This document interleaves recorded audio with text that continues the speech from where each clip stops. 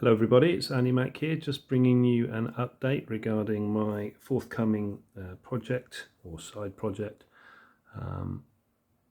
on the Monmouth and Argyll Rebellion. The rebels, James Scott, Duke of Monmouth, as you can see here,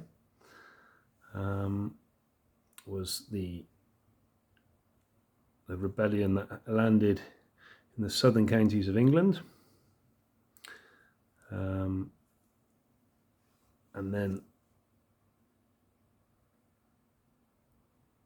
Archibald Campbell, who you can see here, was the Earl of Argyll, and his rebellion was in the western part of Scotland, in this sort of West Highland region. So the reason I'm doing the presentation today is just to show you some of the figures I've bought from Irregular Miniatures. I've bought a ready-made 15mm English army for the League of Augsburg period, which League of Augsburg, as you may recall if you watched my previous post, was the period at the end of the 17th century, really dating from from my part of it is from 1685 until 1700. And I'm also interested in, probably will later do, the rebellions under Bonnie Dundee at the Battle of Killiecrankie, which I think was 1689.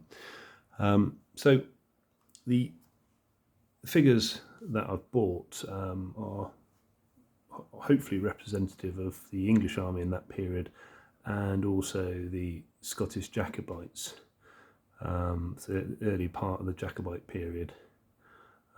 So we'll see. Now, I have to say I've been quite pleased with the figures. Now, in regards to what they are to represent, I'll just show you some pictures from the books that I have currently, which are mainly in the Osprey style, or some of them are in fact Osprey images, painted by a number of authors, sorry, a number of illustrators. So just bear with me. So this is a picture of a Scottish Highlander of the period. It's paintings by Patrice Courcelle, I believe, bear with me, which is the artwork contained in the book Fighting for Liberty by Stephen Carter, Hellion and Company, publishers, I believe. So yeah, so that's the Highlanders of the period. One of Patrice Courcelle's artworks again of an English or British pikeman, and similarly with a British musketeer at the Order. Now, Irregular also do the Monmouth Rebellion figures. I'm in two minds whether to buy that as one of their set armies, basically because I would imagine commonly, which is I believe understood to be a myth from what I've read, that commonly the Sedgemoor army is portrayed as people having in the main pitchforks and scythes, which just wasn't the case. There were a sizable number of them having improvised weapons, but they did have quite a number, or sufficient for a significant firefight, and obviously cavalry and so forth as well. And it was quite a well-drilled army in the main. So yeah, these are one of Monmouth's men. Monmouth brought with him a lot of sort of purple cassocks. I think that's what they're called, cassocks, which is the coat that the soldier's wearing there. And then we also have a lot of militia and irregular units, or independent units that are formed for both the Scottish and the English rebellion period. And this is a trooper, apparently, again by Patrice, in the Captain Cullen's King's Royal Scots Dragoons. Now, I won't show you all the artwork in the book. I think that would be unfair, but do go out and buy it. It's a very good book. It's a little bit, jumps about a little bit because of the two simultaneous rebellion or near simultaneous rebellions. And I think you have to do that to a degree, but it does jump about a bit. So, because obviously the two rebellions are interrelated. So anyway, so do go out and get that. Fighting for Liberty by Stephen M. Carter. It's about £15, something like that. Argyll and Monmouth's military campaigns against the government and King James 1685. And it's part of the Halligan and Company, I believe, which is a series of books that are quite good for wargamers. And certainly that book, Steve's got quite good knowledge of wargaming and reenactment, and the way he writes is quite with, I think, really wargaming and reenactors in mind. So anyway, so also I'm using Duty and Glory of Europe, which is one of the supplements to the Fields of Glory Renaissance wargame rules, which is by Osprey and I think Slytherin. I'm not sure who the other company is, but Osprey certainly being one of them. And it's the artwork from Osprey that's used predominantly in the book, or wholly. So this is the supplement that covers the period 1660 to 1698. Again, I won't go through the whole book, but it's a number of army lists. Unfortunately, it's out of print now, so you have to buy them online, and it is a quite high quality product. So with recycled Osprey paint. Obviously, it's a little bit pricey because of the fact you can't get them anymore, and it's a good product and it's a good set of rules, I'm told. So, but anyway, so it's more. This is cavalry uniforms that were fought at Battle of Monmouth. So hopefully, some of these sort of images might be reflected in the set army. Now, the set army is only part of the range. There's quite a lot of other figures you can buy, and I will be buying to just to bring it how I want the armies. But it's I think always a set army. You don't really know what you get, but there's always a few disappointments with set armies. But it's a good for basing, or start as a start for basing your larger army on. And generally it's good value for money as well. So these lists do include the Monmouth Rebellion. Give you an idea of what sort of things to expect. And interestingly as well, it goes on to talk about the Irish Jacobites period, which is the period that would cover, sorry about the page is turning, so the Wars of the League of Augsburg, Anglo-Dutch,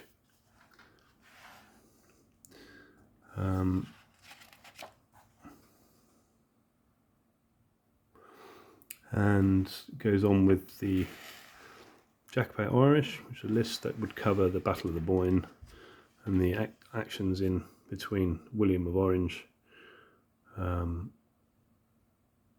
and James II.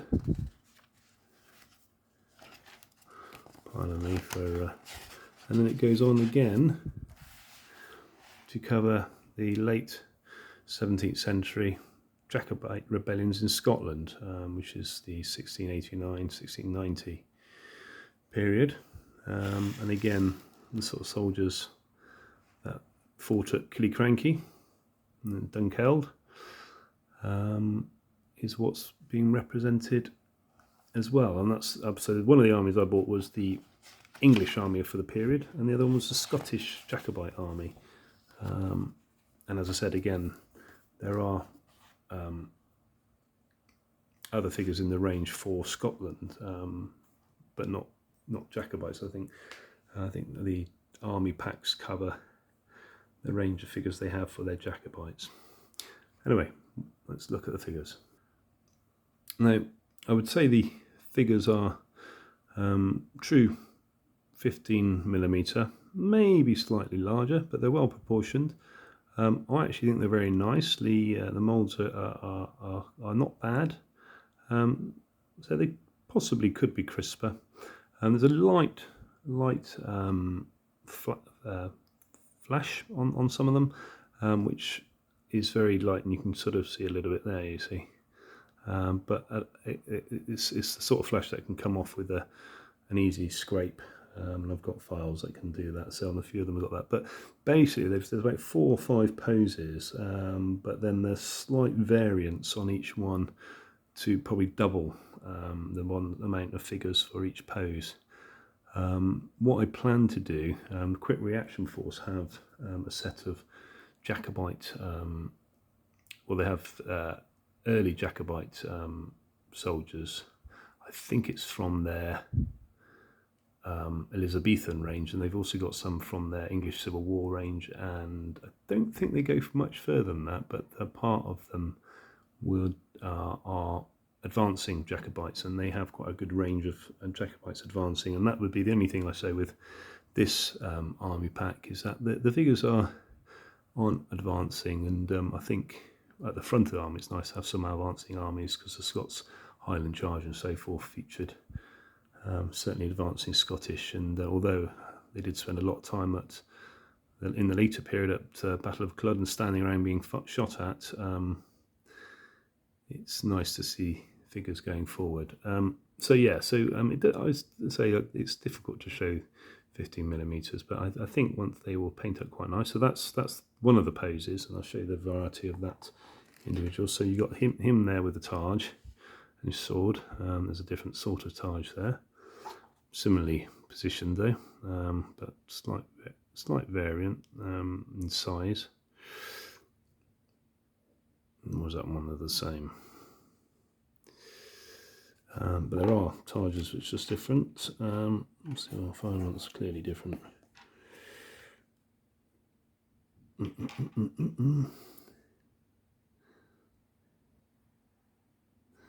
That's the same. That one was the same. That one's slightly different. But then you've got also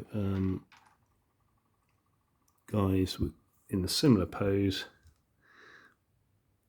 Oop, that's one with another one with a Taj. See, he's different. Yeah, he's got a slightly different array of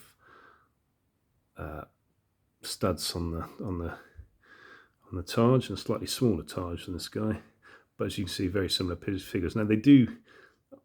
The figures are able to move their hands, well, arms, so that you can see there's a bit of the flesh there. That's the sort of thing you're getting. A slight bit of flesh under the arm there. You see, flash. Sorry, not flesh.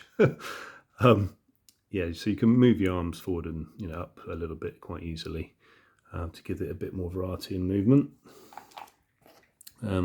Similarly, you have some without. Sorry, my scruffy nails.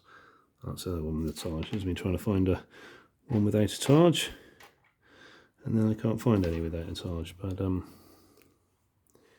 there's another Taj. But I can assure you there are some without Tajes, and some with Tajes on their backs. Right.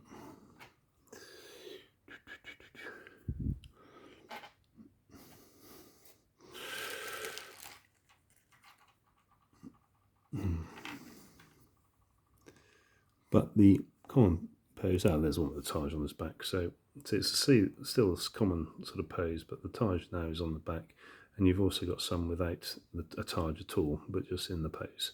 But I think with a bit of movement of arms and so forth, and when you mix them up with other troops, I think it's quite likely they would look similar, but you can obviously paint them to different colours. Now they're wearing, I think it's just shirts and possibly trews or bare legs.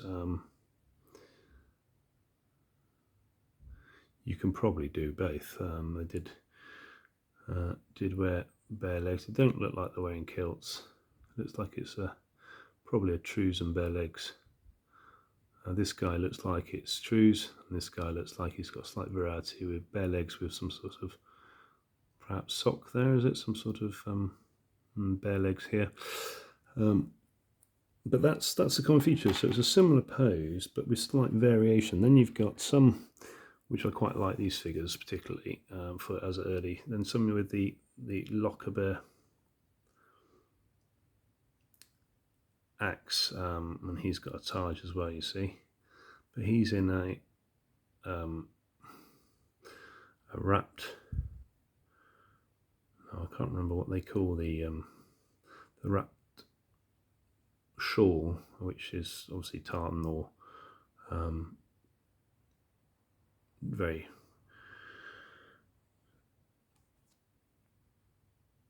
sort of wrapped tartan blanket. I can't remember what the name for it is, but they just wrap it around them and put the belt round. So that's that guy. But there's similarly, as I said, opposed slight variations. But I think I quite like the simple moulding. And then you've got guys with a sort of crude axe, similarly dressed.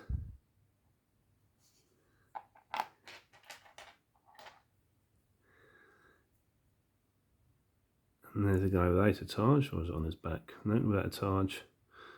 Similarly, I quite like that figure as well. Excellent figure.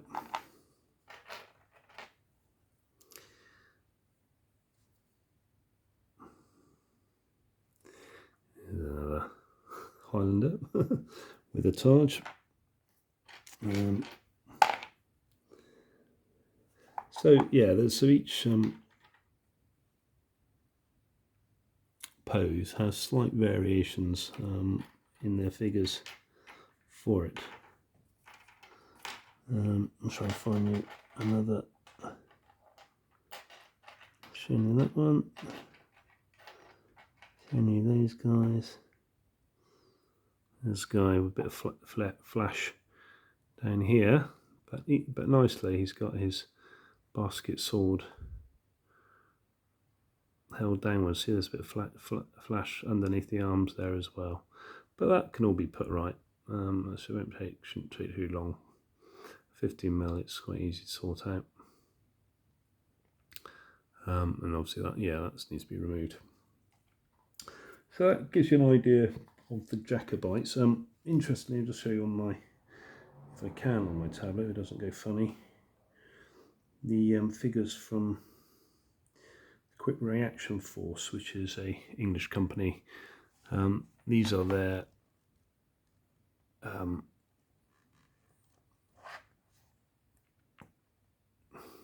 so I can bring it up for you.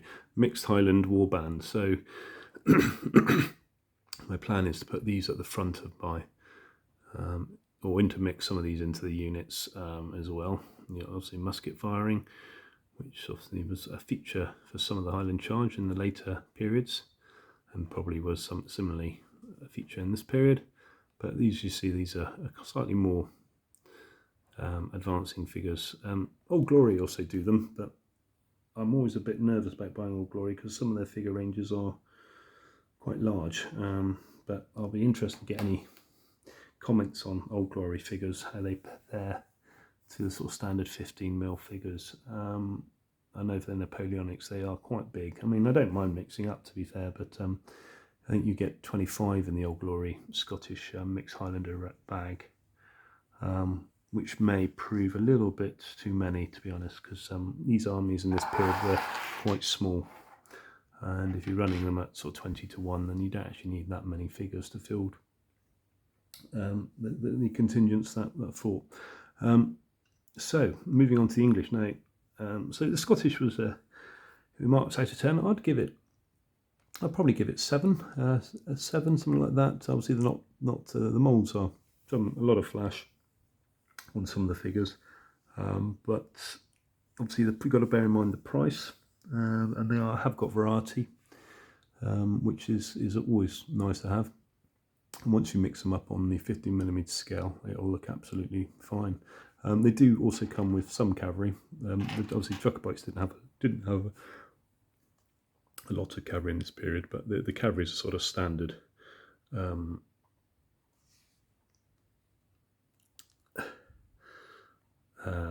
generic uniform for cavalry of the period.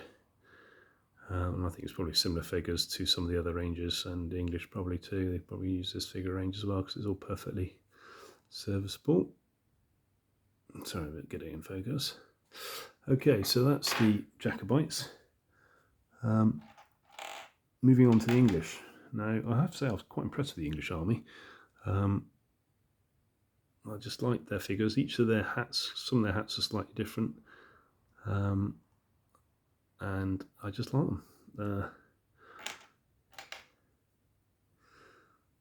Now, the only slight drawback, which I knew probably would be the case, is that the pikes for this army are not that many. I think you only get 4 pikes in each 4 pikes for each sort of 8 poses, 8 figures on each pose or whatever. So sorry, it's about 4-to-1 ratio. So 1 pike to every 4 other figures. So it's not, you don't get that many. It may even be more than that, or but it's but the pikes are all at ports, which is how this guy's holding his musket, which I can probably play around with. There's one of the pike positions, but of course when you're at order, which is probably my preferred pike pose, I think you have your right hand would be up. So if you put that there, which would be a nice place to put that, he's holding it with his left hand. So, sorry, big bum. He's holding that with your right hand. So you need to bring this hand up and this hand down, but also he's looking away. So if you put it in this hand, which is fine, he'd be looking away slightly. So you probably have to bring this arm down, which the metal is such that you can do that probably without snapping or causing problems, and putting the pike there. Now they do sell pikes at the order, but that's a separate figure you would buy. But just to show the pikeman a bit more closely, so there he is. So again, I don't know how old the moles are, but I think they're perfectly serviceable. So a little bit of a clean up, just to obviously once they're got their primer on and start getting some paint on them, I think they look fine. Moving on, we've got at the, which was this? This is, yeah, looks like it's just at the, is it at the ready, or do they call that at the, yeah, I think that's at the ready. There's a bit of flash on the top there. It's not a bayonet. I think that would be his bayonet there. Early bayonets in this period. So not getting focused too well, that one. What else we got? We got at the shoulder again. Flash. It does come off quite easily. Just a little clip, and that'll all come off. And but you just need a little bit of a clean up. But a nice. So we get it in focus. At the shoulder, there's a bit of flash on the end there as well. Should come off easier. A little bit of file. This is at the order. So each of the hats are a bit different, so I'll find you another one at the order. Or size, that's the same. Not doing too well. Let's find one with a slightly different hat. So that one's hat slightly more up on one side, whereas that one's just up at the front.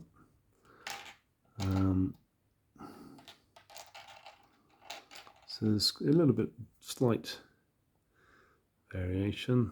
There's a fairly standard hat. What else ones we got? Showed you that one, showed you that one. And you've got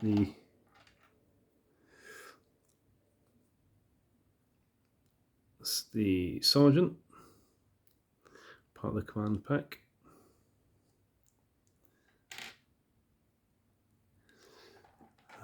It also comes with a artillery piece. It's probably looks like a medium artillery piece. So yeah, it's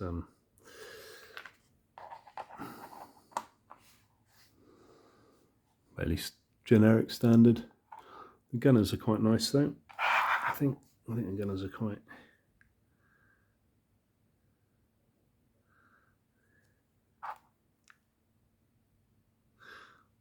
Let's see, Master of Arms or Gun Captain.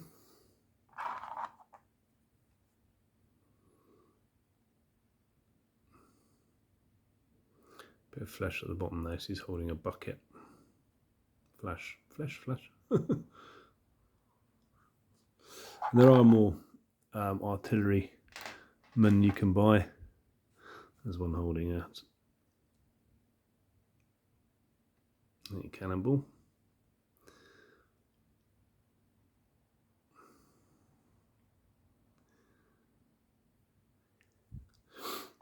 And then the horse, you get, this is the ones wearing the lobsters, which is quite good to see because I can use them for the Sedgemoor. Some of the units wore lobsters at that. But you've got cornet.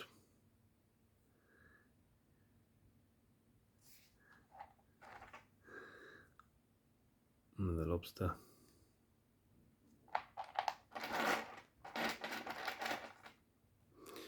Oh, that's one of the same. You've also got brimmed hatted cavalry. Again, the hats have a little bit of variety.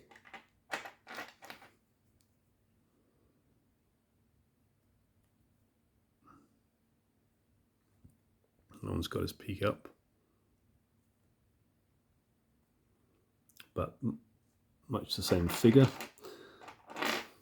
Command.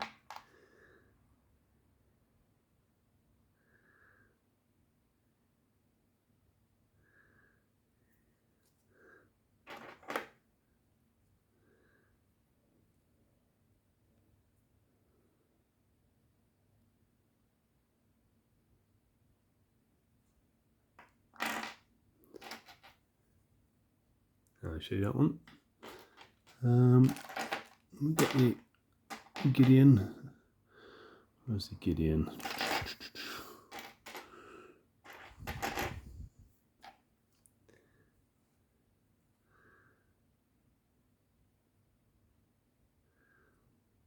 Standard bearer, Gideon.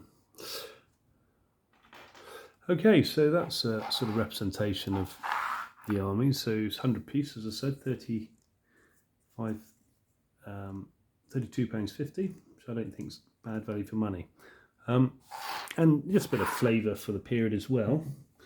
I've got a couple of books from the sort of family relics, if you like, which were printed in 1819 and 1821, I believe,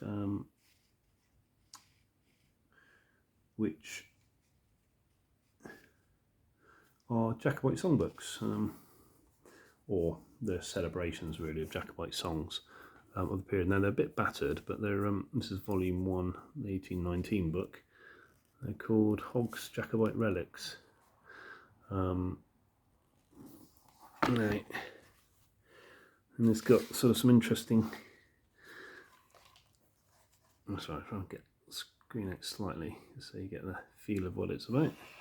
So you've got all the songs of the period, which it is obviously a period when the Scottish Highlander was being celebrated. It was sort of great revival, I think, and obviously the regiments that fought at for Wellington and so forth, and the Highlander was quite a sort of being romanticised quite a lot in this period. So, but there's the famous song Killigrankie, which is still today quite a well-known Scottish song. Further to that, there's another famous ones, Jacobites by name. Jacobites by name, give an ear, give an ear. There's a tune that goes with them. And there's also, interestingly, Whig songs as well. There's 2 volumes. That's the first volume. And then similarly, second volume in which again covers a lot more songs and various anecdote stuff about the period.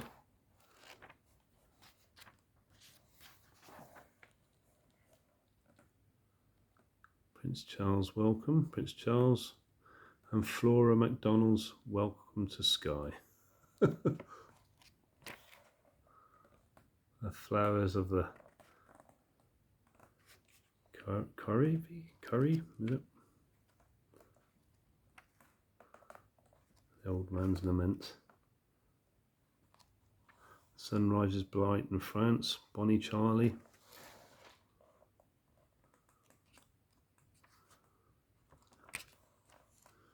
The Highlanders came down the hill. One expects that's probably about the Highland Charge, isn't it?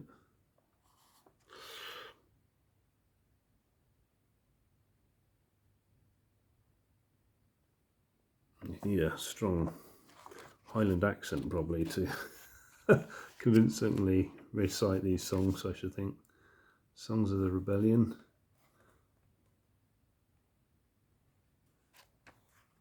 Charlie's my darling. MacDonald's Gathering.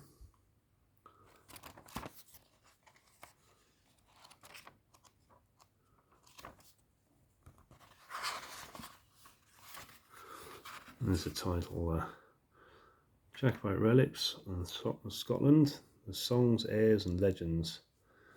The House of Stuart. James Hogg, second series. Edinburgh. Printed for William Blackwood, Princes Street, and the CCC XX1. I think that's sort of early 1800s, but 1819 is what I googled it, so hopefully that was right, but it looks that kind of quite old anyway. Whether it's been reprinted and that was when it was originally done, I don't know, but certainly I think these are quite old. And there we are. So that's the volumes 1 and 2. I say they could do a bit of a restoration really. Volumes 1 and 2 of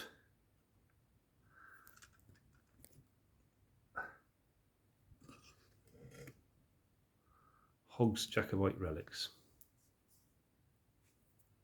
Anyway, hope you enjoyed that.